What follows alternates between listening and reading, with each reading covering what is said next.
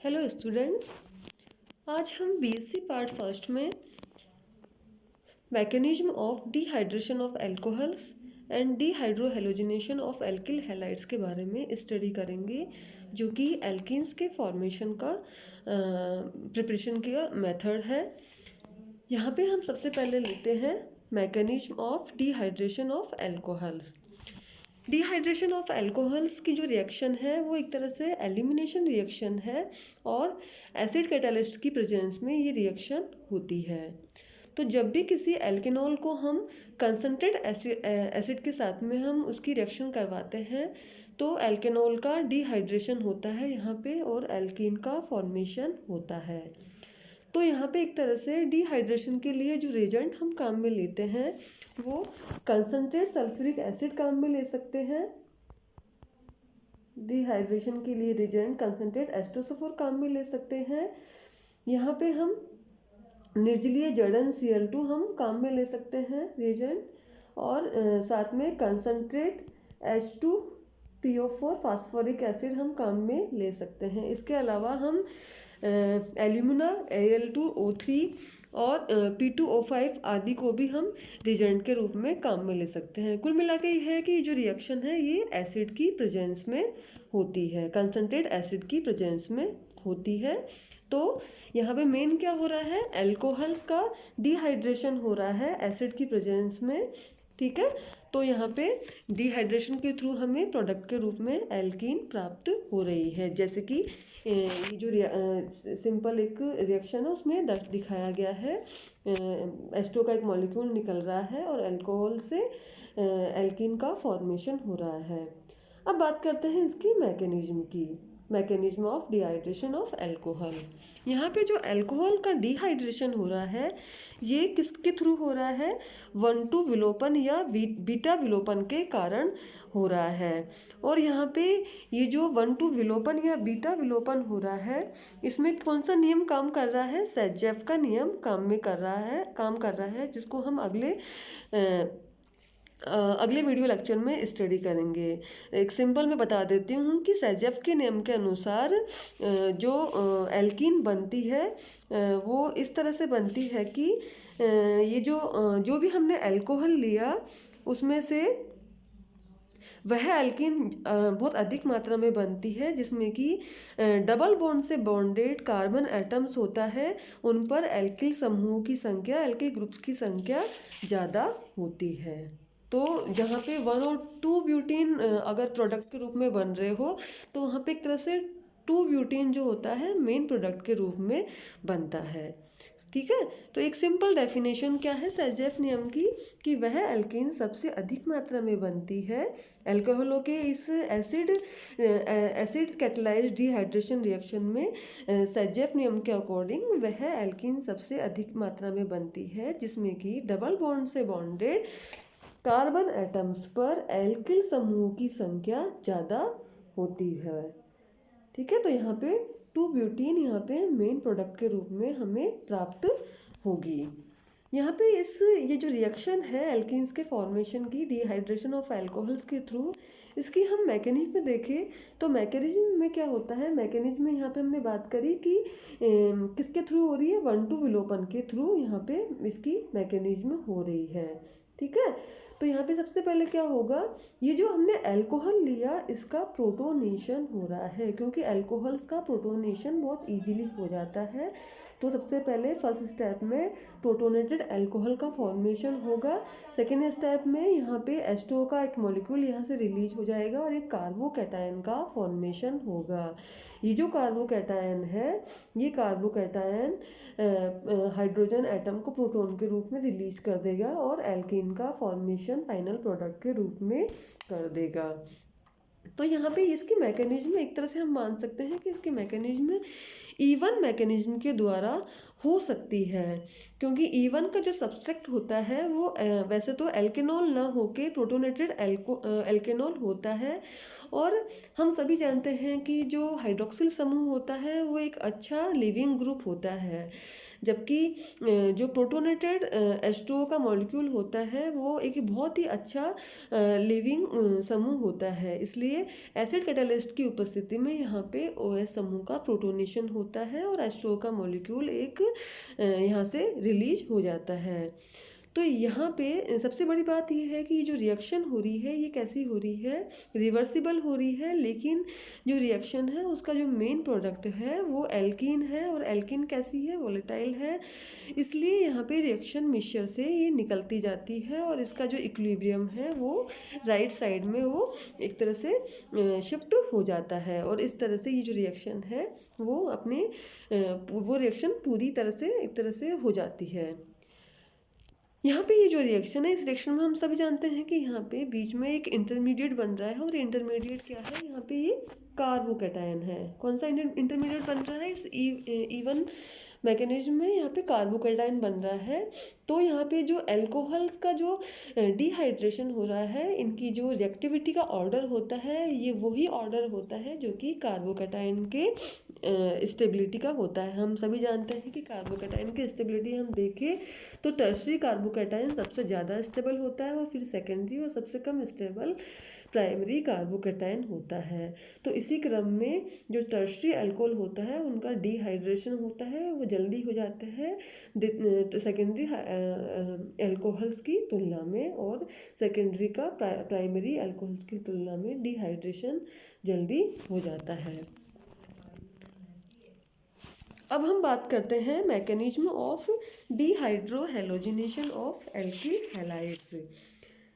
यहाँ पे हम सभी जानते हैं कि जब एल्किल हैलाइड्स को जब एथेनॉलिक केओज के साथ में हाई टेम्परेचर पे हम गर्म करते हैं तो उस स्थिति में कॉरस्पॉन्डिंग एल्केन्स का फॉर्मेशन होता है। ये जो रिएक्शन है इसमें एल्किल हैलाइड्स के जो दो एडजेसेंट कार्बन एटम्स हैं उनमें से एक से हाइड्रोजन एटम का और दूसरे से हेलोजन एटम का क्या होता है, एलिमिनेशन होता है। ये जो रिएक्शन दिख रही है इसमें एक यहाँ पे एक से एल्किल हैलाइड में से एक कार्बन एटम से क्या हो रहा है, हाइड्रोजन एटम, और दूसरे कार्बन एटम से हेलोजन एटम का एक तरह से एलिमिनेशन हो रहा है, और एलिमिनेशन होकर ये क्या करते हैं, हाइड्रोजन हैलाइड के मॉलिक्यूल के रूप में यहाँ पे निकल जाते हैं, और इसको 1,2 एलिमिनेशन कहा जाता है। क्योंकि यहाँ पे हेलोजन एटम वाला जो कार्बन एटम होता है उसके पास वाले या एडजेसेंट कार्बन एटम से ही हाइड्रोजन एटम एलिमिनेट हो रहा है, इसलिए इसको क्या बोल रहे हैं, 1,2 एलिमिनेशन। यहाँ पे ये जो रिएक्शन है इसमें हम एथेनॉलिक केओज के जगह हम सोडियम इथोक्साइड और एथेनॉल का मिक्सचर भी ले सकते हैं कैटलिस्ट के रूप में, या हम टर्शरी ब्यूटोक्साइड या टर्शरी ब्यूटेनॉल का मिक्सचर भी ले सकते हैं। तो उस स्थिति में हमें जो प्रोडक्ट मिलेगा वो प्रोडक्ट हमें ज़्यादा मात्रा में प्राप्त होगा। ये जो रिएक्शन है डिहाइड्रोहेलोजिनेशन ऑफ एल्किल हैलाइड्स, यहाँ पे इनकी जो एल्किल हैलाइड्स की जो डिहाइड्रोहेलोजिनेशन है उसका जो ऑर्डर होता है, रिएक्टिविटी ऑर्डर होता है, वही टर्शरी एल्किल हैलाइड्स का ज़्यादा होता है, और फिर सेकेंडरी एल्किल हैलाइड्स का, और फिर प्राइमरी एल्किल हैलाइड्स का। क्योंकि यहाँ पे जो रिएक्शन है ये दो तरह की मैकेनिज्म के द्वारा हो रही है, एक यूनिमोलिकुलर या E1 मैकेनिज्म के द्वारा, और दूसरी E2 या बाईमोलिकुलर मैकेनिज्म के द्वारा। अब हम इन दोनों ही मैकेनिज्म को 1 बाय 1 स्टडी करेंगे। सबसे पहला है E1 मैकेनिज्म। एल्किल हैलाइड्स में जो कार्बन और हेलोजन के बीच में जो बॉन्ड होता है वो हम सभी जानते हैं कि कैसा बॉन्ड होता है, कोवेलेंट बॉन्ड होता है। तो यहाँ पे कार्बन और हेलोजन दोनों की ही इलेक्ट्रोनेगेटिविटी जो होती है उनमें बहुत ज़्यादा डिफरेंस होता है, उस कारण से ये बॉन्ड क्या हो जाता है, पोलर नेचर का हो जाता है, और उस कारण से हेलोजन पर पार्शली नेगेटिव चार्ज आ जाता है और कार्बन पर पार्शली पॉजिटिव चार्ज आ जाता है। तो जब भी किसी रिएजेंट के साथ इसकी इन एल्किल हैलाइड्स की रिएक्शन करवाई जाती है तो ये क्या होता है, ये जो बॉन्ड है ये पूरी तरह से ये आयोनाइज्ड होके हैलाइड आयन व कार्बोकैटायन का फॉर्मेशन कर देता है। तो एक तरह से जब भी किसी रिएजेंट के साथ में एल्किल हैलाइड के साथ क्रिया करवाते हैं तो सबसे पहले हैलाइड आयन बनेगा और कार्बोकेटायन बनेगा इवन मैकेनिज्म के थ्रू। और ये रिएक्शन क्योंकि इसमें केवल एक ही मॉलिक्यूल पार्टिसिपेट कर रहा है तो ये रिएक्शन कैसी होगी, स्लो स्टेप वाली होगी। और स्लो स्टेप वाली होगी तो ये एक तरह से रेट डिटर्मिनिंग स्टेप होगी। तो फर्स्ट स्टेप में क्या हो रहा है, ये जो कार्बन और हेलोजन के बीच का जो बॉन्ड है ये क्या होता है, यहाँ से ये हैलाइड आयन के रूप में ये रिलीज हो जाएगा और एक कार्बोकेटायन का फॉर्मेशन हो जाएगा। ये कार्बोकेटायन क्या करेगा, बहुत जल्दी से एक बीटा प्रोटॉन को यहाँ से एलिमिनेट कर देगा, बॉन्ड के इलेक्ट्रॉन्स को ये यहाँ पे डोनेट करके प्रोटॉन के रूप में यहाँ से निकल जाएगा। और ये स्टेप कैसी होगी, फास्ट होगी और एल्किन का फॉर्मेशन हो जाएगा। तो इस तरह से इवन मैकेनिज्म के द्वारा ये रिएक्शन संपन्न होती है, जिसमें कि रेट डिटर्मिनिंग स्टेप जो कि स्लो स्टेप होती है उसमें केवल एक ही मॉलिक्यूल पार्टिसिपेट करता है।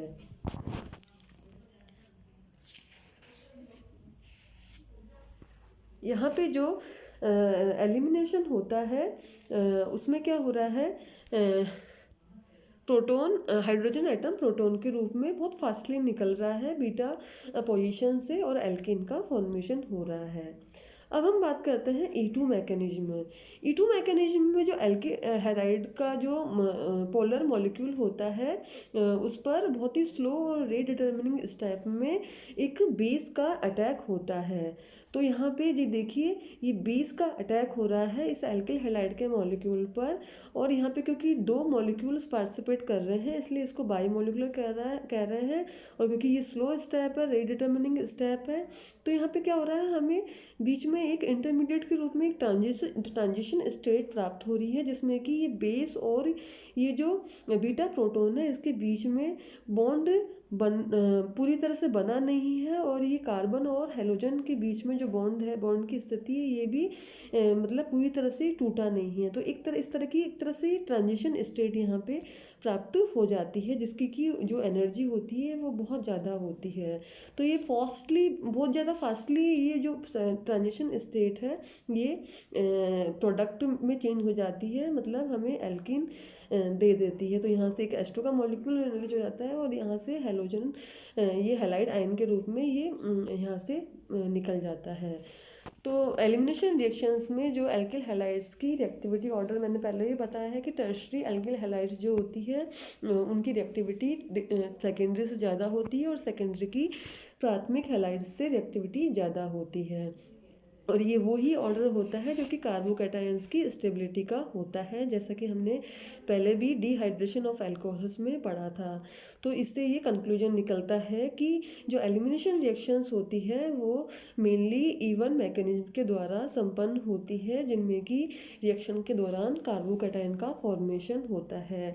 मतलब जो डिहाइड्रेशन ऑफ अल्कोहल्स है या dehydro halogenation of alkyl halides है, दोनों ही जो एल्किन्स के फॉर्मेशन का मेथड है उनमें जो मैकेनिज्म होगी वो किसके द्वारा हो रही है, इवन मैकेनिज्म के द्वारा संपन्न हो रही है, जिसमें कि एक carbocation rate determining step slow step में बनता है।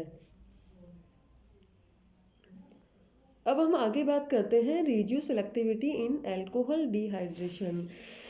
यहाँ हम जानते हैं कि जो अल्कोहल्स होते हैं उनमें यदि एक ही प्रकार के बीटा हाइड्रोजन एटम्स प्रेजेंट हो तो प्रोडक्ट के रूप में यहाँ पे एक ही तरह की एल्किन्स का फॉर्मेशन होगा।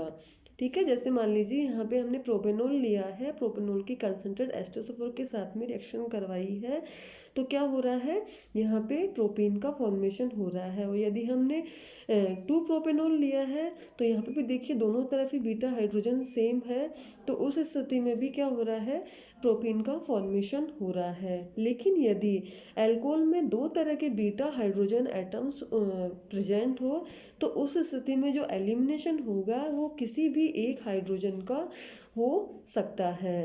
और उस कारण से हमें क्या होता है, एल्किन्स का मिक्सचर प्राप्त होता है।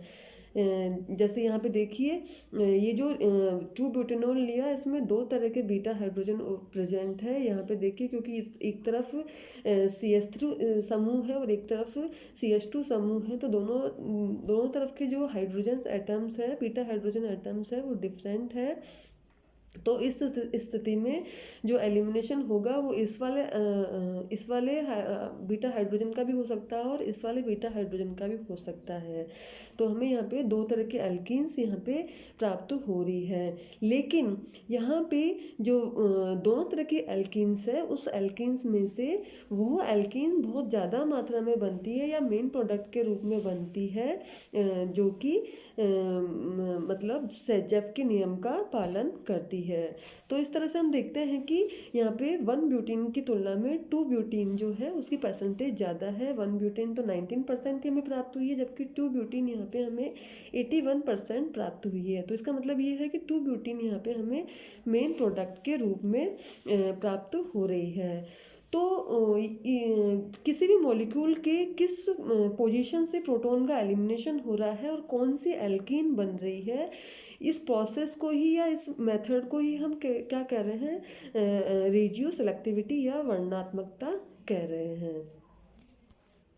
और यहाँ पे 2 ब्यूटीन क्यों अधिक मात्रा में बनती है, क्योंकि यहाँ पे सेजेफ का नियम का पालन हो रहा है। वो एल्कीन अधिक मात्रा में बनती है जो कि जब कार्बन कार्बन डबल बॉन्ड से बॉन्डेड जो कार्बन एटम्स होती है उनकी संख्या ज़्यादा होती है।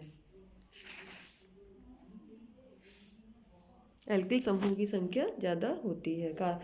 सेजेफ के नियम के अनुसार वो एल्किन्स बहुत अधिक मात्रा में बनती है, जिसमें कि डबल बॉन्ड से बॉन्डेड कार्बन एटम पर जो एल्किल समूह उपस्थित होते हैं उनकी संख्या ज़्यादा हो सकती है। या हम कह सकते हैं कि हाइड्रोजन एटम उस एडजेसेंट कार्बन एटम से एलिमिनेट होता है जिस पर कि हाइड्रोजन एटम्स की संख्या कम होती है। तो यहाँ पे देखिए इस पोजीशन में यहाँ पे दोबारा से बताती हूँ, यहाँ पे क्योंकि बीटा हाइड्रोजन एटम्स की संख्या कम है, तो यहाँ से हाइड्रोजन एटम का एलिमिनेशन होकर हमें 2 ब्यूटीन मेन प्रोडक्ट के रूप में सेजेफ नियम के अकॉर्डिंग मिलेगी।